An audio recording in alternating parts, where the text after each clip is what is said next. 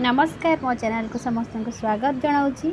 आज देखो केते सुंदर डेलीशियस पूरा देखा जाउछि पाटू लाल गड़ी जाउछि देखला बेलू एमती उपास बार व्रत में आम आचार खाई पारू से आचार आज शिखा लेंबू रे तैयारी लेंबू आ लंका रे तैयारी चलतु प्रस्तुत करवा। एथिरे बिना तेल रे होउछि देखो तापाई मु पूरा 10टी लेंबू नहीं ताकू फास्ट कौन करवा गोटे पानी गरम करवा कढ़ारे से कढ़ारे लेंबू को पकईकि सब भल भाव फुटे नवा। जो आचार आम अलग आचार उपास बार व्रत इच्छा हुए खटा किसी खावाई अरुआ भात किंतु आचार सब खाई हुए कहीं से सोरिष तेल पड़ी था।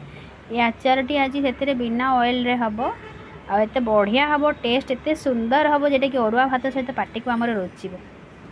चलतु ए प्रस्तुत करवा। देखु लेंबूटा को भल भाव फुटापी छाड़ा फुटिले से ऊपर चोपा गुड़िक पूरा सफ्ट हो 15-20 मिनिट आम छाड़ा फुटापी मीडियम टू लो फ्लेम रे फुटापी छाड़ा। चैनल जो मैंने नुआ अच्छा से मैंने सब्सक्राइब जो मैंने करना करने जमा भी भूलें जो मैंने सब्सक्राइब कर बहुत बहुत धन्यवाद। वीडियोटी जदि आपण मानक भल लगुथिबो ताले लाइक कमेंट शेयर करने जमा भी भूलें। देखो लेंबू गुड़ा मोर बढ़िया सीझीगला देखो सफ्ट हो गलानी बाहर को काढ़ी आनिबा ठंडा करदेबा ठंडा करके काढ़ी आनिबा कहीं गरम लेंबूटा धरी पारिबनी आम देखो कते सुंदर जी जार सेप देके कट करें चारि फाल करें चारि तार आहरी भी छोट पीस करें। चलतु से मसला पकेबा कौन कौन पड़ूँ तापाई मुझे काच जार नहीं आ कटा होता लेंबू को से भरीदबा ता सहित कंचा लंका को भी नहीं नबा। जेहेतु आचार जिनस को काच जार रखा भल कौन से प्लास्टिक रे रखा भल नुहे।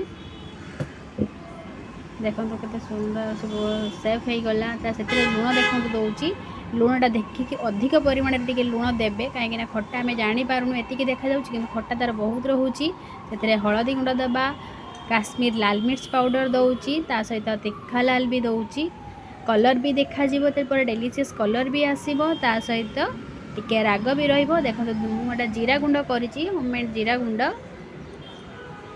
गुंड को टिके अधिका दबा। देखो कंचा लका को काटी रखली ताको भी से सब छाड़ी दूची कहीं आचारटा खटाटा टिके राग राग लगे टेस्ट लंकाटा ही तार से बहुत बढ़िया लगे लेंबू सहित ताको आबे भल भाव मिक्स करदेबा।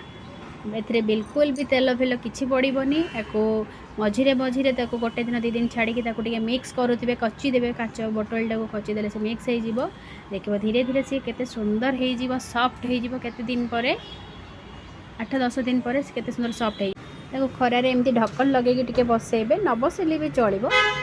आचारटी केमती लगे कमेंट निश्चय जनइबे। Thank you.